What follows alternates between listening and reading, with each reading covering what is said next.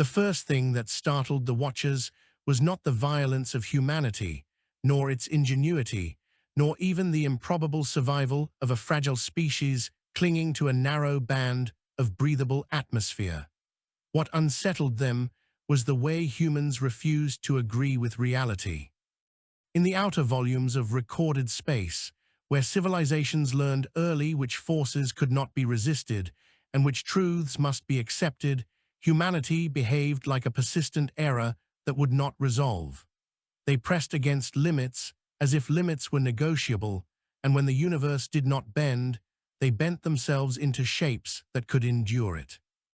The Arkship Resolute Edge drifted at the boundary of the Hellier confluence, its hull scarred by micrometeoroid impacts and years of unplanned adaptation.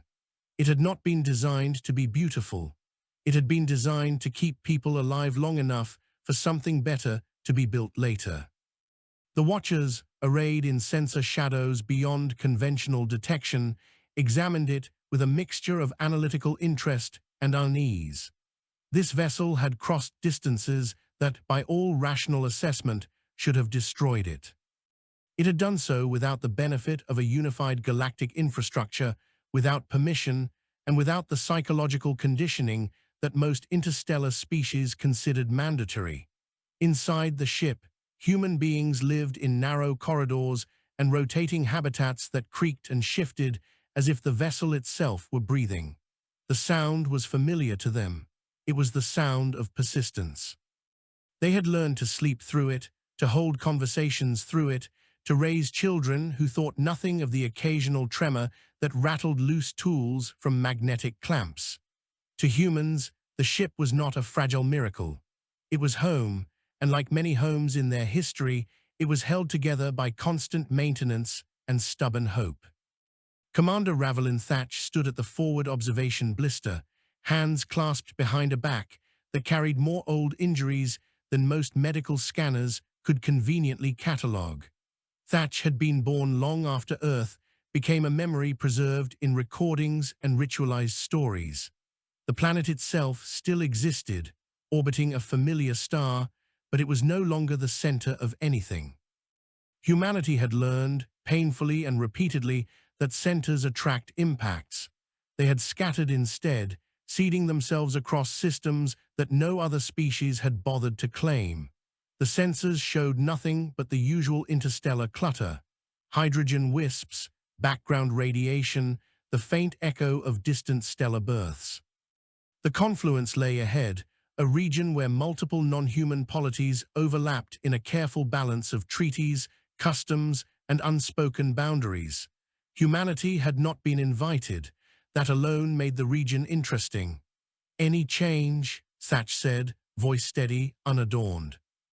"No, Commander," replied Isona Pell, whose title was Navigator, but whose actual function involved translating human intent into mathematical improbability. "They are still watching us without admitting it." Thatch allowed a thin smile. "Let them." The watchers did not miss the exchange. Their sensory arrays were not limited to electromagnetic spectra or gravitational anomalies. They had long ago learned to read patterns in neural activity, hormonal fluctuations, and micro-expressions. What they struggled with, in the case of humans, was interpretation. Human neural patterns were noisy. Emotional states overlapped and contradicted one another. Confidence coexisted with fear, curiosity with suspicion, and beneath it all, a persistent drive that did not align neatly with survival metrics alone. The confluence species had names for everything they encountered. Categorization was the first defense against the unknown. Humanity had been given several provisional labels, none of which fit particularly well. They were not predators in the classic sense. They did not dominate ecosystems through raw biological advantage. They were not parasites, though they could be invasive. They were not symbionts, though they often formed mutual dependencies with their environment. The closest translation approximated as adaptive defiers, a term usually reserved for phenomena like rogue stellar formations or self-correcting spatial anomalies. The Resolute Edge had entered the confluence on a trajectory that violated at least 3 established norms. It had not broadcast a formal intent signal. It had not requested passage rights. It had not altered its course to avoid known patrol volumes. Instead, it had announced itself with a simple data packet containing linguistic matrices, biological summaries, and a statement of purpose that confounded every analysis engine it passed through. We are here to see what happens next. Within the ship, life continued with the practiced rhythm of people who had learned that waiting was an active state. In the hydroponics ring, Tursin Vale adjusted nutrient flows while explaining to a group of adolescents why certain plants grew better under stress. He did not frame it as a lesson in hardship. He framed it as a lesson in response.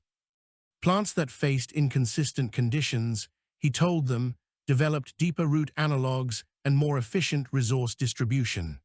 The metaphor was obvious, and he did not bother to hide it. In the fabrication bay, a team worked on modifying atmospheric filters using components that had been repurposed so many times their original function was a matter of historical debate. The humans did not see this as a sign of decline. They saw it as proof of continuity.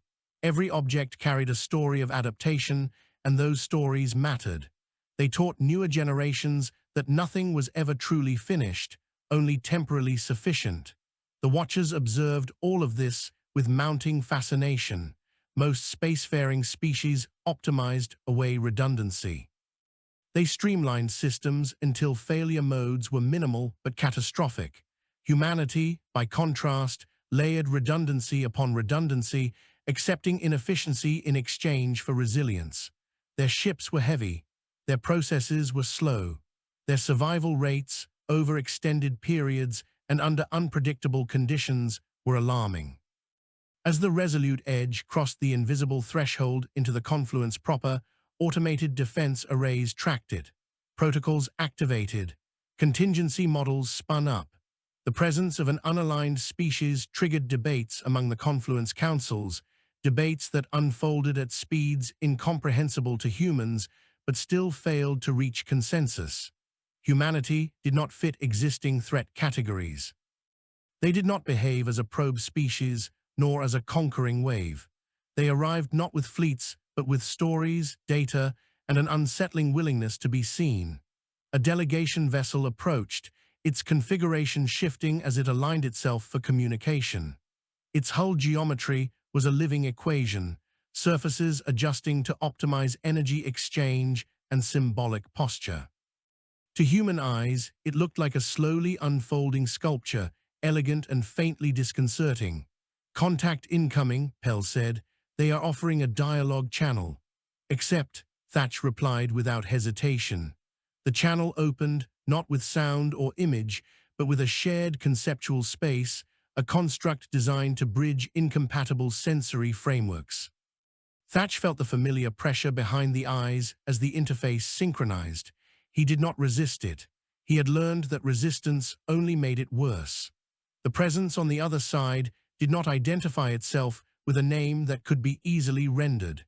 Its self-concept was tied to function, lineage, and momentary role within a collective. The translation layer offered a compromised designation, envy of accordant multiplicity. Thatch suspected the entity would not mind being called something else, but he did not offer a human simplification. He had learned that names mattered, even when they were unwieldy. "You enter a region of negotiated existence," the Env conveyed, its thoughts precise and layered. "You do so without adherence to established approach behaviors. Explain." "We came openly," Thatch replied. "We shared what we are, we stated our intent, we did not hide. Openness is not the same as compliance." "No," Thatch agreed, "it is not." The envoy processed this, its internal harmonics shifting. "Your species demonstrates repeated deviation from expected rational optimization. You accept losses that could be avoided. You pursue objectives without guaranteed benefit. You expose yourselves to superior forces without preemptive capitulation." Why? Thatch considered the question. He was aware that billions of human words had been spent circling similar inquiries. He chose a simpler path, because we have learned that certainty is not the same as safety. The Watchers noted a spike in cognitive activity among the confluence representatives. The statement did not map cleanly onto existing philosophical frameworks. For most species, certainty was safety, predictability was survival. Humanity's historical record suggested the opposite. They had survived ice ages, asteroid impacts, plagues, and self-inflicted catastrophes not by predicting them accurately, but by responding after prediction failed. "You are aware," the envoy said, "that your continued presence here may provoke unified opposition." "Yes," Thatch said, "you are aware that such opposition would exceed your current capacity for defense." "Yes." "You persist." "Yes." The envoy paused, a gesture equivalent to a long silence in human terms, though no actual silence occurred. Data flowed continuously, but the cadence changed. "State your expectation." Thatch exhaled slowly. "We expect to learn, we expect to adapt, we expect to survive whatever we do not learn from quickly enough." This, more than any tactical assessment, unsettled the Watchers. Expectation, in their experience, was tied to planning and probability. Humanity treated expectation as a declaration of intent rather than a forecast. They did not claim they would win. They claimed they would continue. The envoy withdrew from the shared space, the channel closing with a sensation like a door left ajar rather than shut. The delegation vessel did not retreat. It maintained position, neither hostile nor welcoming. On the resolute edge, life went on. Children finished their lessons. Engineers logged their modifications. Command staff updated contingency plans that acknowledged, without drama, the possibility of annihilation. Humanity had learned not to dramatize risk. Drama wasted energy. The Watchers compiled their observations and transmitted them to distant nodes where ancient minds considered the data. Some argued that humanity should be contained, guided, or eliminated before their unpredictability destabilized the confluence. Others argued that humanity represented a resource, a living laboratory of adaptive strategies that could be studied and perhaps emulated. One ancient observer, whose awareness stretched back to the first interstellar conflicts, recorded a private annotation. It did not circulate immediately. It was marked for later consideration when events had provided sufficient context. The annotation read, in careful translation, "This species does not seek dominion, harmony, or equilibrium. It seeks continuation." Against such a goal, all static systems are vulnerable. As the resolute edge adjusted its orbit within the confluence, human eyes looked outward with curiosity rather than fear. They did not know what would happen next. They knew only that whatever happened, they would meet it with the same unyielding refusal to agree that the story was over. The confluence did not respond with force. That alone was a deviation significant enough to ripple through human planning models. Humanity had learned, across centuries of uneven contact with the unknown, that hesitation could be either an opening or a prelude. They prepared for both without assuming either. The resolute edge adjusted its internal posture, reallocating power, rotating habitats, and subtly shifting its thermal signature to minimize easy targeting. None of this was dramatic. It was the quiet work of people who treated danger as an environmental factor rather than a narrative climax. Within the confluence councils, deliberation continued along pathways humans could not perceive. Species whose cognition unfolded across distributed biological substrates exchanged probability fields and historical analogues. Others, whose consciousness was bound to crystalline growths or electromagnetic coherence, contributed pattern forecasts drawn from epochs when stars were younger. Humanity, as a data point, refused to settle. Every simulation that treated them as a static variable collapsed into contradiction after sufficient time. One consensus emerged with uneasy clarity. Direct eradication would be costly beyond acceptable thresholds, not because humanity was overwhelmingly powerful, but because they were inefficient in a way that undermined predictive warfare. They absorbed losses and reconfigured. They learned under pressure. They did not require victory to continue functioning. For species accustomed to decisive outcomes, this was deeply unsettling. Instead, the confluence opted for exposure, observation at closer range, engagement under controlled conditions. If humanity could be understood, they could be managed. If they could be managed, the equilibrium might hold. The envoy vessel transmitted a second communication, this one more structured, more formal.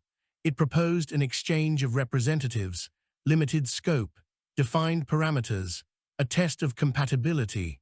Commander Ravelin Thatch read the proposal twice, then once more, not because he needed to, but because repetition sometimes revealed hidden assumptions. He found none that surprised him. The confluence wanted to look humanity in the face, whatever that meant across incompatible morphologies. Thatch agreed, with conditions of his own that mirrored theirs without conceding asymmetry. The exchange would take place aboard a neutral platform, a construct maintained by the confluence for precisely such interactions. Humanity would send a small delegation. The confluence would do the same, selecting entities capable of sustained interaction with human sensory limitations. Observation would be mutual. Termination clauses were specified in exhaustive detail. When the decision was announced shipwide, the response was subdued.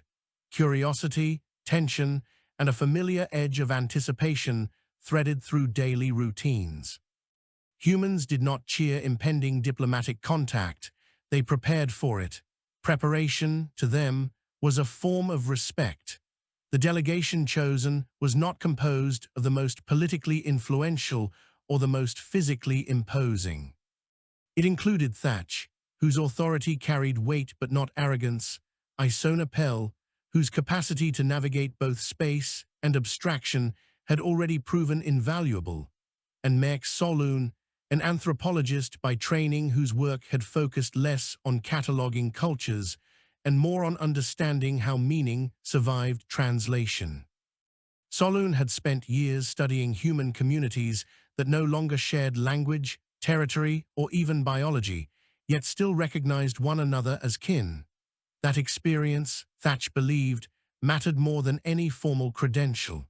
The neutral platform revealed itself as the resolute edge approached, unfolding from folded space like a thought made tangible. It was vast without being intimidating, symmetrical without being rigid. Its surfaces refracted sensor returns in ways that suggested deliberate ambiguity. This was a place designed to host difference without privileging form. As the human shuttle detached and crossed the intervening distance, the watchers closed in, their attention sharpening.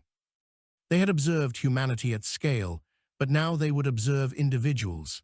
History had taught them that individual anomalies could destabilize entire systems. The platform's interior adjusted as the humans arrived, atmospheric composition shifting toward a compromise that no species found ideal, but none found immediately lethal. Gravity settled at a midpoint that felt slightly wrong to everyone.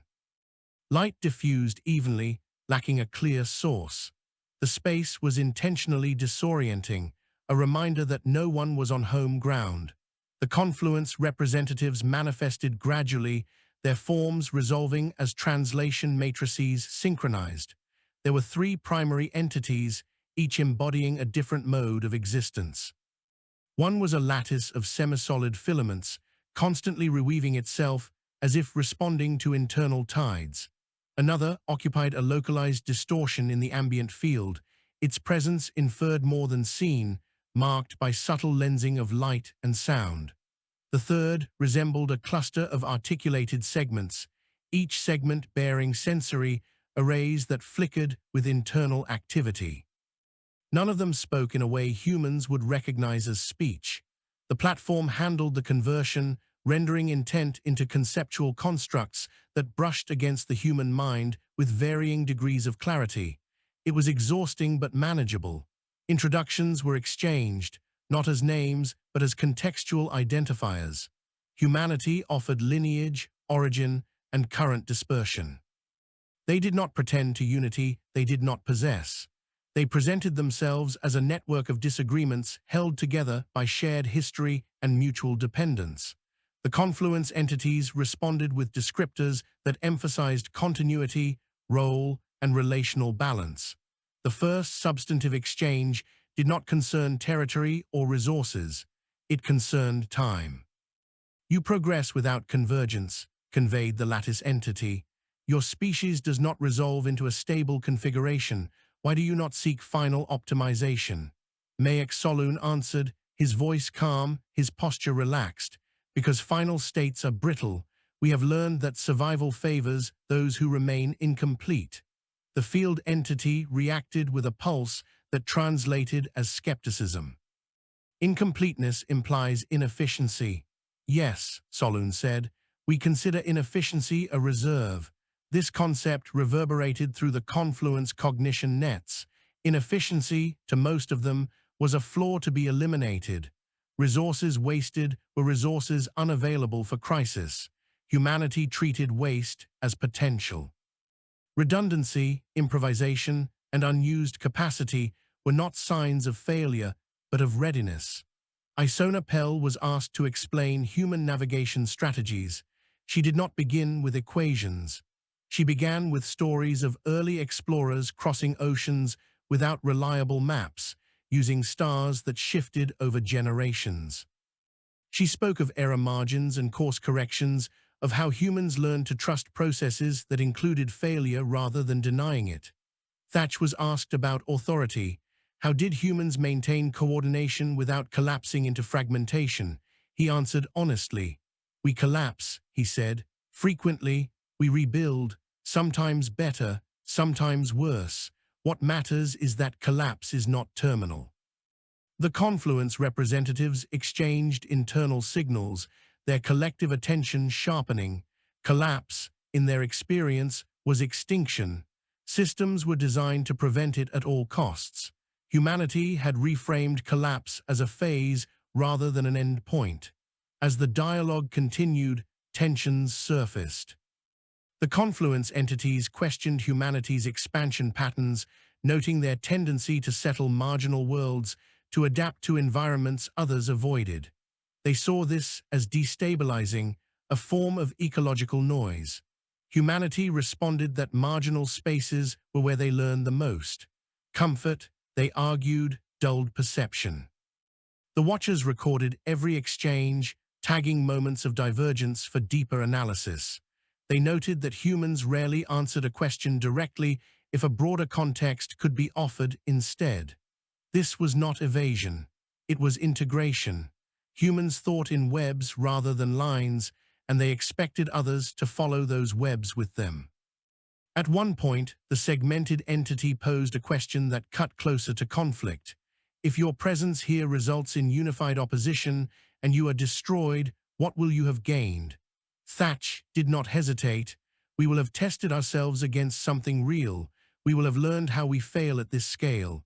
Others of us, elsewhere, will learn from that. The implication was clear and deeply unsettling. Humanity did not require the survival of any single group to consider the species persistent. They distributed risk across time and space, accepting localized annihilation as data. This was not recklessness. It was a long view taken to an extreme.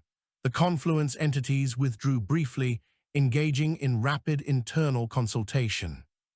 The humans waited, conserving energy, monitoring vitals, adjusting to the subtle cognitive strain imposed by the translation systems.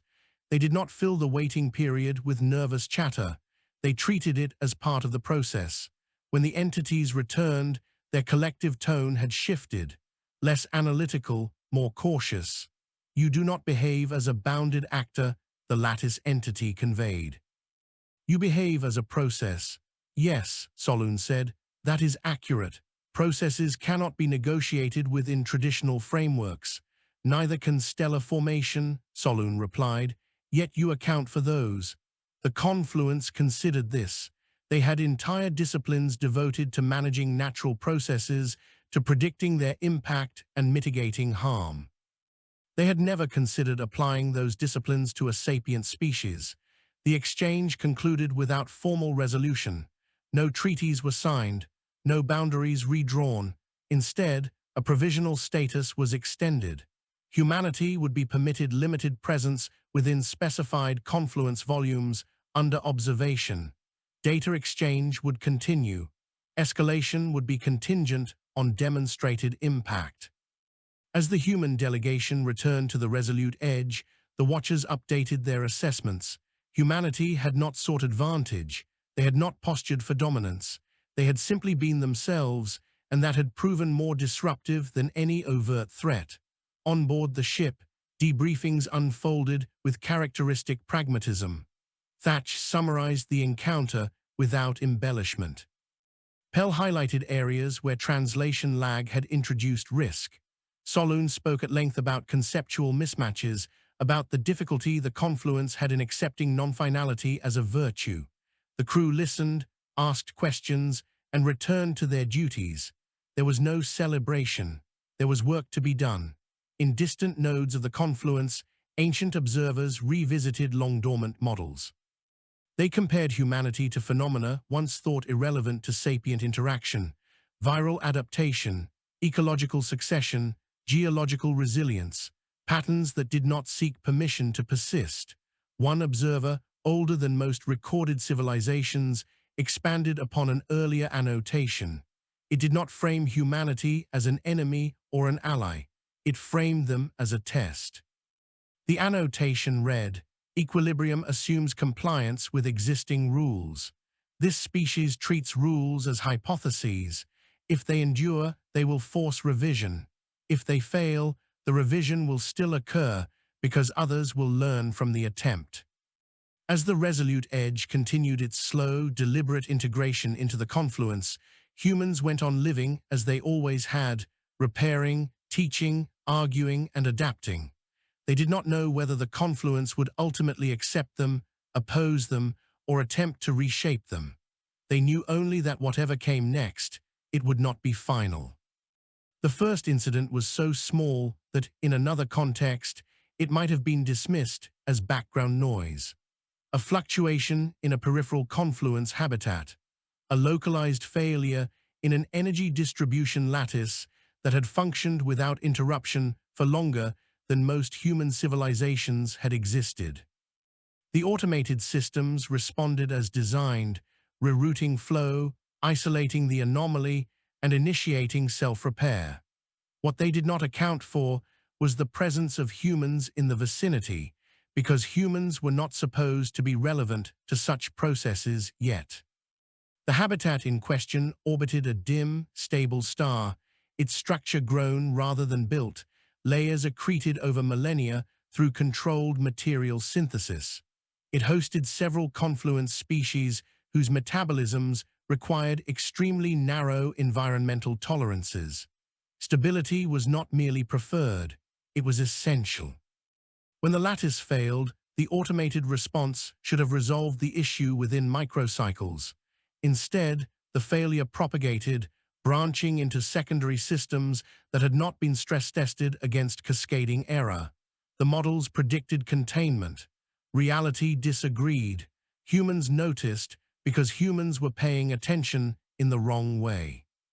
A small research outpost, jointly staffed under the new provisional accords, monitored peripheral systems as part of a data exchange initiative. The humans assigned there were not senior specialists. They were generalists, trained to notice patterns rather than optimize subsystems. One of them, a systems technician named Orion Harvek, saw the anomaly not as a set of numbers drifting out of range, but as a rhythm breaking. Harvek did not wait for authorization. He had been raised in environments where waiting often meant losing the chance to act. He flagged the anomaly, initiated manual overrides that confluence protocols considered unnecessary, and began physically rerouting power through redundant pathways that had been left dormant for centuries. The interfaces resisted him, not maliciously, but because they were not designed for improvisation. Harvek forced them anyway, using a combination of brute logic and creative misinterpretation of command hierarchies. The habitat did not collapse. It did not fully stabilize either. What it did was enter a new state, one that fell outside existing classifications. Energy flow became uneven but sustained. Environmental tolerances fluctuated within survivable ranges. Several confluence residents experienced discomfort, even distress, but they did not die. When the confluence oversight systems finally reasserted control, they found a human standing amid conduits that glowed with unfamiliar patterns, his vital signs elevated, his expression focused rather than fearful. He had no authority to be there. He had no clearance to act as he had. He had, by all formal measures, violated protocol. He had also prevented catastrophic failure. The incident report traveled quickly, amplified by the watchers who recognized its significance. Humanity had not merely survived within confluence space. They had altered an outcome by acting outside the predictive envelope. The models adjusted, then broke again. The confluence response was swift but measured. Harvek was removed from the habitat and placed under observation. No punitive measures were enacted immediately. The councils convened, not in outrage, but in confusion. The human had introduced instability, yet the result was continued function. The habitat was no longer in its original optimized state, but it endured. When questioned, Harvek did not frame his actions as heroic. He did not appeal to moral imperatives or instinct. He explained simply that the system had too few options available to it. He had added options. This configuration was not intended, the segmented confluence interrogator conveyed. No, Harvek agreed, but it was possible. Possibility without intent is dangerous. So is intent without possibility, Harvek replied. The exchange circulated widely, dissected by analysts and philosophers alike. Humanity's tendency to prioritize possibility over design challenged foundational confluence principles. Their systems were built to prevent deviation. Humans built themselves to survive it. On the resolute edge, Commander Thatch received notice of the incident with a mix of concern and grim satisfaction. He had known something like this would happen. Humans did not remain passive observers for long. Exposure led to engagement. Engagement led to intervention. He convened a ship-wide briefing, not to scold or restrain, but to contextualize. "We are being watched more closely now," he said. "Not because we failed, but because we acted. Every action we take here teaches them something about us. Make sure it is something we can live with." The humans did not respond with promises of restraint. They responded with questions about boundaries, responsibilities, and unintended consequences. They debated, sometimes heatedly, about when intervention became imposition. There was no consensus. There rarely was. What mattered was that the debate happened openly. Within the confluence, factions began to form. Some argued that humanity's presence introduced unacceptable risk. Their willingness to act without full understanding threatened carefully maintained equilibria. Others countered that humanity represented a form of resilience the confluence lacked. Their systems were elegant but fragile. Humanity's messiness might be an asset. The watchers observed these internal divisions with interest. They had seen similar patterns before, often preceding significant transformation. The difference this time was the catalyst. Humanity was not imposing change through conquest or coercion.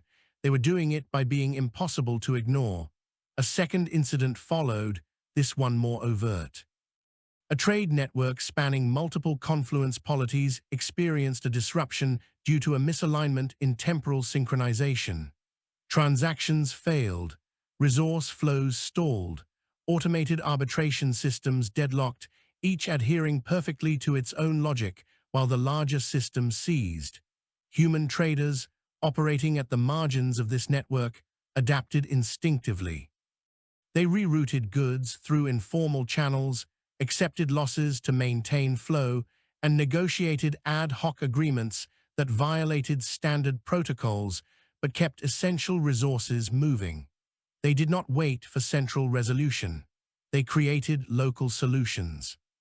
When the network stabilized, analysts discovered that the human interventions had introduced inefficiencies that persisted even after normal operations resumed. These inefficiencies, however, correlated with increased robustness against future disruptions. The network was slower, but it no longer deadlocked under similar conditions. This pattern repeated across domains. Wherever humans engaged deeply, systems became less elegant and more survivable. The confluence struggled to decide whether this was improvement or degradation. The ancient observer expanded its annotations again, layering new insight atop old caution. It noted that humanity did not optimize for peak performance. They optimized for recovery. This was a subtle but profound distinction. As tensions rose, a proposal emerged from an unexpected quarter. One confluence polity, known for its experimental governance structures, suggested a controlled stress test. A joint human confluence initiative would deliberately expose a shared system to destabilizing factors, observing responses in real time. The goal was not to prevent failure, but to study adaptation. The proposal was controversial.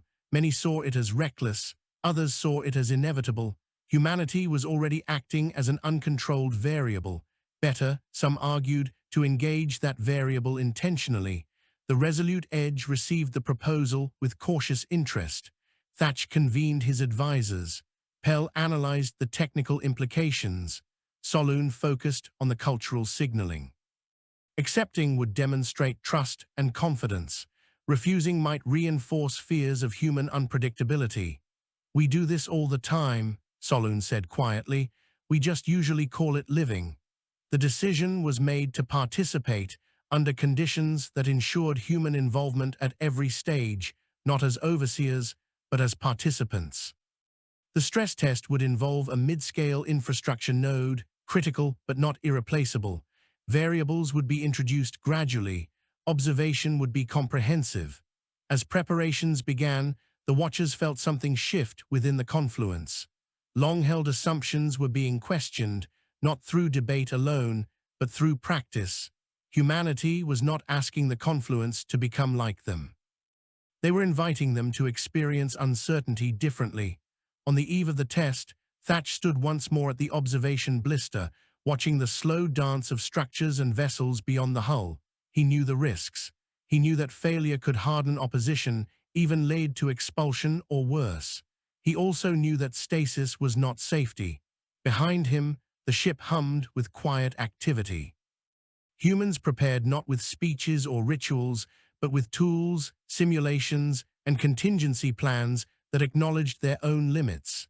They did not expect control. They expected challenge. The watchers, for the first time in recorded observation, found themselves uncertain not just about humanity's future, but about their own. Systems built on equilibrium were being exposed to a species that treated imbalance as information. Whatever emerged from this interaction would not be what it had been before.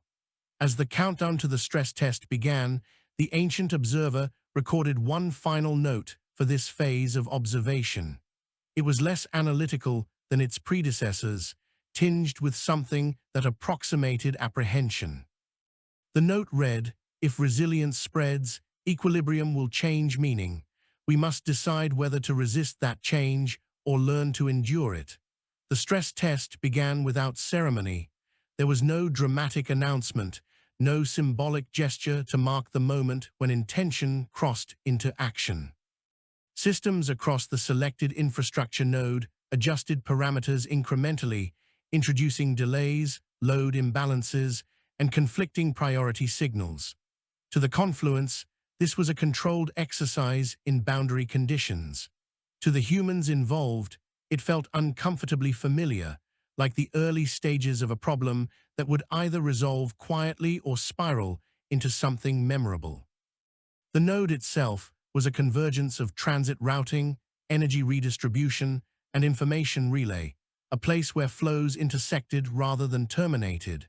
It had been chosen precisely because failure here would be inconvenient but not catastrophic.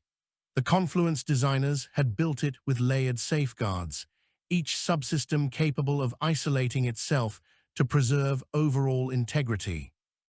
Under ordinary circumstances, this made the node exceptionally reliable. Under stress, it made it rigid. Human teams were embedded throughout the node, paired with confluence counterparts whose forms and perceptions differed widely. Communication was mediated by adaptive translation frameworks that grew more strained as conditions diverged from baseline. The humans noticed this first, not because they understood the confluence systems better, but because they were accustomed to tools lying under pressure. As load increased, the first safeguard triggered, rerouting transit flows along predefined alternate paths. This worked as intended until those paths encountered their own limits. The second safeguard isolated a section of the energy grid, preventing overload but starving adjacent systems of power. The third safeguard attempted to compensate by increasing throughput elsewhere, creating feedback loops that the models had not fully explored. To the confluence observers, this was concerning but not alarming. The system was behaving within acceptable deviation ranges. To the humans, it looked like a familiar prelude to cascade. A human engineer named Selka Moran, stationed near one of the transit control nexuses, felt the shift as a change in tempo. The system updates arrived with slightly irregular intervals. Diagnostic summaries grew longer, more verbose, as automated processes attempted to justify their own decisions. Moran did not wait for an alert.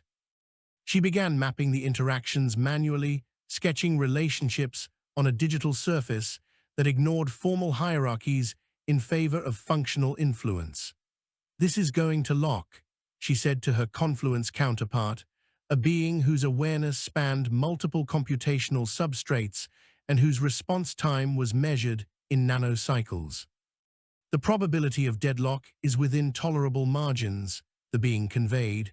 "Margins don't matter if they line up," Moran replied. "You have too many systems trying to be correct at the same time." She initiated a request to temporarily suspend one layer of safeguard, a move that violated several confluence design axioms.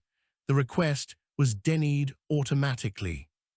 Moran escalated, not through formal channels, but by exploiting an overlooked interoperability clause that allowed human operators limited discretion during joint operations. The clause had been included as a gesture of trust, not expecting to be used this aggressively. The suspension went through. Immediately, a portion of the system destabilized further, exactly as the confluence models predicted. Power levels spiked, transit queues lengthened, alerts multiplied, then something unexpected happened. With one layer of enforced correctness removed, other subsystems began to adjust more freely. They ceased attempting to resolve conflicts perfectly and instead settled for partial solutions that kept flows moving. The node did not return to equilibrium. It found a new posture, less efficient but more flexible. Across the node, similar interventions unfolded. Human operators disabled automatic arbitration in favor of manual negotiation between subsystems. They accepted temporary losses to preserve momentum. They rerouted traffic through channels marked as suboptimal because those channels had slack. The confluence observers watched in mounting discomfort as their carefully designed system grew messier by the moment. Performance metrics degraded, efficiency dropped, predictability eroded, and yet the node continued to function under stress levels that should have forced shutdown. The watchers noted a pattern emerging that echoed previous incidents. Humans were not preventing failure. They were changing its shape. As the stressors increased, the test escalated beyond its initial parameters. A timing mismatch between distant nodes introduced asynchronous data that confused synchronization protocols. The confluence systems attempted to reconcile the discrepancy by enforcing stricter alignment. Humans responded by decoupling processes that did not actually require synchronization, a decision that horrified some confluence analysts. "You are fragmenting coherence," one observer protested through the shared channel. "Yes," replied Isona Pell, overseeing coordination from the resolute edge. Coherence is expensive. We only pay for it when we need it. The fragmentation spread, intentionally this time. The node's functions became more localized, less dependent on global consensus. Failures occurred, but they were contained within smaller domains. Recovery began even as stress continued to rise. At the peak of the test, when parameters exceeded those originally approved, a core confluence subsystem attempted an emergency reset, a last resort designed to preserve long-term integrity at the cost of immediate shutdown. Human operators intervened again, not to block the reset entirely, but to stagger it, allowing portions of the system to reboot while others remained active. The result was chaotic. Status indicators contradicted one another, data streams overlapped. No single entity had a complete picture of the node's state. To the confluence, this was deeply unsettling. To the humans, it was Tuesday. Selka Moran found herself coordinating with a confluence entity whose perception of time did not align with hers. They developed a crude rhythm, exchanging updates in bursts that ignored formal cadence. It was inefficient. It worked. When the stressors were finally withdrawn, the node did not return to its original configuration. Several subsystems refused to re-engage fully, having adapted to the new distributed posture. Efficiency metrics stabilized at a lower level than before. Resilience metrics, however, spiked dramatically. The test concluded with no fatalities, no irreparable damage, and a system that no longer fit neatly into existing classifications. The Confluence Councils convened in emergency session not to assign blame, but to reassess foundational assumptions. The humans involved were exhausted. Cognitive load, translation strain, and sustained improvisation took their toll. They did not celebrate. They documented. They argued among themselves about what they could have done better, where they had taken unnecessary risks, where confluence systems had surprised them. Commander Thatch addressed the confluence representatives in a post-test debrief that was transmitted across multiple layers of awareness. "We did not prove superiority," he said. "We proved compatibility under pressure. That is not the same thing." Some confluence entities disagreed. They saw the test as evidence that human approaches undermined elegance and long-term optimization. Others saw it as a revelation. Systems that could not bend broke. Systems that bent survived, even if they looked wrong afterward.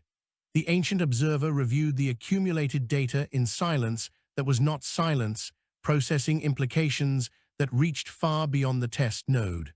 The confluence had built its identity around balance, around the maintenance of stable relationships between forces.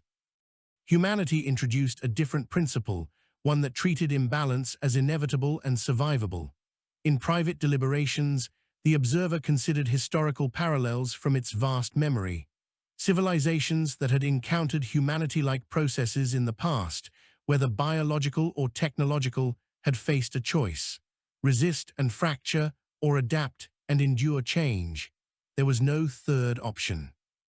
Within the resolute edge, the human crew returned to routine with the peculiar satisfaction of having endured something difficult without being destroyed by it. Stories of the test circulated, embellished slightly but grounded in shared experience. New training modules were drafted. Lessons were extracted, not as rules, but as heuristics. Children listened to these stories with interest, not awe. To them, uncertainty was not exotic. It was inheritance. The confluence did not issue an immediate response. Instead, subtle changes appeared across its domains. Protocols were revised to allow limited improvisation. Redundancies once considered wasteful were reclassified as adaptive buffers. Experimental governance polities gained influence, their arguments bolstered by empirical evidence. Humanity's status within the confluence shifted, not through decree but through practice. They were no longer merely observed. They were consulted, sometimes reluctantly, sometimes eagerly. Their presence remained disruptive, but now that disruption was understood as potentially instructive rather than purely hazardous. The Watchers updated their threat models, then quietly archived them. Humanity did not fit the concept of threat as previously defined. They were a pressure that revealed weaknesses and a catalyst that forced response. As the aftermath of the stress test rippled outward, the ancient observer recorded another annotation, shorter than most, stripped of qualifiers. It read, "Resilience is contagious. The confluence had not been conquered." It had been challenged in a way that did not allow for victory or defeat, only change. Humanity, true to form, did not wait to see how that change would resolve. They continued living, adapting, and refusing to agree with any reality that claimed to be final. The shift was not announced. It rarely was. Large systems, whether biological, social, or cosmic, almost never changed with a clear demarcation between before and after. Instead, they accumulated deviation until the old descriptions stopped working. The confluence entered such a phase quietly, with humanity embedded deeply enough that removal would now cause more disruption than their presence ever had. For the first time since their arrival, humans were invited to observe deliberations that went beyond technical coordination. Not to participate directly, not to vote or arbitrate, but to witness. The invitation itself was an admission that observation had become reciprocal. Humanity was no longer merely an object of study, they were a reference point.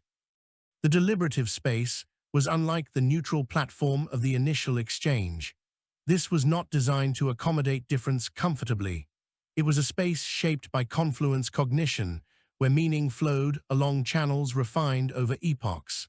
Humans experienced it as layered pressure, an environment that resisted linear thought and rewarded pattern recognition at scales difficult to sustain. Mek Soloon attended alongside Ravelin Thatch and a small number of others chosen not for rank, but for tolerance of ambiguity. The confluence did not explain the agenda in advance. Humans, accustomed to incomplete briefings, did not object. The matter under consideration was not humanity directly, it was continuity. Several confluence polities had begun to experience internal strain as a result of post-stress test reforms. Systems designed to adapt locally now diverged in behavior over time. Interpretive authority, once centralized and absolute, became contextual. This introduced disagreement not merely over outcomes, but over what constituted correct process.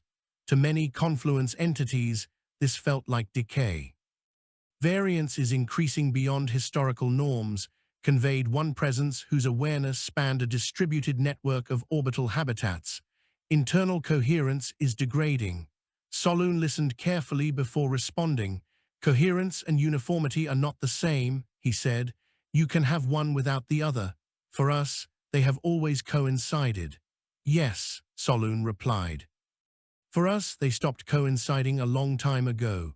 The distinction mattered. Humanity had long since decoupled identity from agreement. They did not require consensus to remain a single species. They required only enough shared context to continue interacting. The confluence, by contrast, had evolved toward increasingly precise alignment, minimizing internal friction at the cost of flexibility. Another presence projected concern that humanity's influence might lead to fragmentation severe enough to threaten collective survival. Thatch addressed this directly. "Fragmentation is dangerous when it is denied," he said. "When it is acknowledged, it becomes manageable." This was not reassurance in the way the confluence expected it. It did not promise stability. It offered tools for navigating instability. The Watchers noted that the confluence entities were no longer asking whether humanity was dangerous. They were asking how much danger was acceptable. This was a profound shift. It acknowledged that zero risk was an illusion. Outside these deliberations, practical consequences unfolded. Joint projects multiplied, not because they were mandated, but because they worked. Humans were asked to assist in contexts where systems had reached optimization limits and could not respond to new stressors without redesign. Humans, who had rarely enjoyed the luxury of clean design, excelled in such environments. One such project involved a long-range exploration array that had ceased to return usable data due to cumulative signal distortion. Confluence engineers proposed a full rebuild. Humans proposed something else. They introduced noise deliberately, flooding the system with controlled interference, and then training pattern recognition processes to extract meaning from the chaos. The result was not clarity in the old sense, but a new mode of perception that tolerated distortion. The Confluence engineers were disturbed by the method.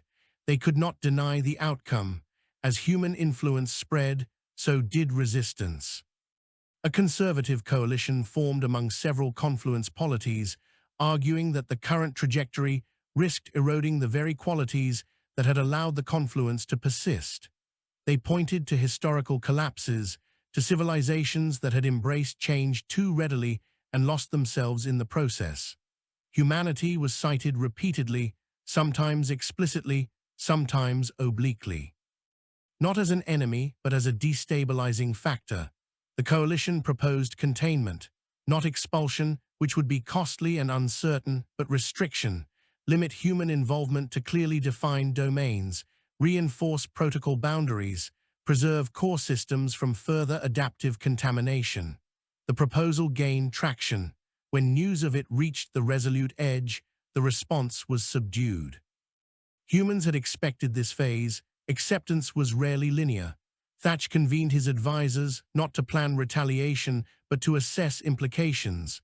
"We don't win a containment argument by pushing harder," Soloon said. "That just proves their point. So we let them box us in," Pell asked. "We show them what happens when they do," Thatch replied, "and what happens when they don't." The strategy that emerged was not formalized as doctrine. Humans rarely bothered with that until after the fact. Instead, it manifested as behavior. In domains where containment measures were enacted, humans complied meticulously, adhering to protocols with almost exaggerated precision. They did not improvise. They did not intervene. They allowed systems to function as designed. In domains where collaboration remained open, humans continued as before, adapting, adjusting, and occasionally breaking things in ways that revealed deeper strengths. The contrast became impossible to ignore. Contained systems performed well under baseline conditions and failed sharply when confronted with novel stressors. Collaborative systems performed less impressively on average, but degraded gracefully, absorbing shocks that would have crippled their more rigid counterparts. The Watchers compiled comparative analyses that were difficult to dismiss. The data did not argue, it demonstrated. Meanwhile, individual Confluence entities began to seek human perspectives informally. Conversations occurred outside official channels, exchanges of thought that skirted protocol. Questions about human history, about how they maintained identity amid disagreement, about how they prevented change from dissolving meaning. Humans answered as honestly as they could. They spoke of conflict, of failure, of atrocities and recoveries. They did not present a sanitized narrative. They understood that trust built on omission was brittle. One Confluence entity, whose consciousness had persisted through several near-extinction events in deep time, engaged Soloon in extended dialogue. It struggled with a particular concept. If there is no final form, it conveyed, how do you know what you are preserving? Soloon took a long time to answer. We preserve the ability to decide again, he said finally. Everything else is negotiable. This idea circulated quietly, unsettling and compelling. Preservation of choice rather than structure. Continuity of agency rather than form. The conservative coalition pushed for a decisive vote. The Confluence councils, strained by internal divergence, agreed to a binding resolution regarding humanity's future role. The outcome would determine whether humanity remained a marginal anomaly or became a permanent factor in Confluence evolution. The Watchers prepared contingency models that branched into unfamiliar territory. None of them ended in simple equilibrium. On the resolute edge, Preparations were made for both outcomes. Supplies were inventoried, evacuation routes reviewed, communication caches updated to ensure that knowledge gained would not be lost if contact ended. Humanity had always planned for partial failure. This was no different. Children were told the truth in age-appropriate terms. Some humans might have to leave. Some connections might be cut. None of it meant the end. It meant a change. As the date of deliberation approached, tension threaded through the confluence. Not fear of humanity, but fear of what accepting them fully might require. Change carried costs that could not be quantified easily. The ancient observer, having watched civilizations rise and fall across epochs, reviewed the accumulated record one last time before the vote. It compared humanity not to past allies or enemies, but to earlier transitions, moments when the confluence itself had emerged from something more rigid and less resilient. In a private note, it acknowledged a truth it had long avoided. The confluence had once been like humanity. The note ended with a question rather than a conclusion, not addressed to any council, not transmitted beyond itself. If we choose preservation of form over preservation of continuation, what exactly are we preserving? As the councils gathered to decide, humanity waited, not in silence, but in readiness. Whatever the outcome, they would adapt. They always had. The deliberation did not end with a declaration. It ended with a fracture that did not fully separate. The confluence councils reached a resolution that satisfied no faction completely, which in retrospect was the clearest sign that it might endure. Humanity would not be contained as a whole, nor would they be granted unrestricted integration. Instead, the confluence adopted a posture it had never formalized before: conditional permeability. Domains, polities, and systems would determine their own level of human involvement, with the understanding that outcomes, positive or negative, would be treated as shared data rather than isolated failures. Responsibility would be distributed. Authority would be contextual. It was, in effect, an agreement to disagree structurally. The conservative coalition registered formal dissent. Several polities withdrew from joint initiatives, sealing their internal processes against further human influence. Others, emboldened by the stress test results and subsequent comparisons, expanded collaboration openly. The confluence did not split, but it stretched, accommodating divergence without fully reconciling it. For humanity, the resolution was neither victory nor defeat. It was recognition. Not of superiority, but of persistence. They had not been absorbed. They had not been rejected. They had been accepted as a variable that could not be eliminated without cost. Commander Ravelin Thatch addressed the crew of the Resolute Edge one final time before his scheduled rotation off command. He did not frame the moment as historic, though it was. He framed it as transitional. "We are not guests anymore," he said, "and we are not hosts. We are neighbors. That means friction. It also means shared weather." His words circulated beyond the ship, translated imperfectly but earnestly into confluence conceptual frameworks. Some interpreted them as reassurance, others as warning. Humanity did not clarify. They had learned that clarity imposed prematurely often became constraint.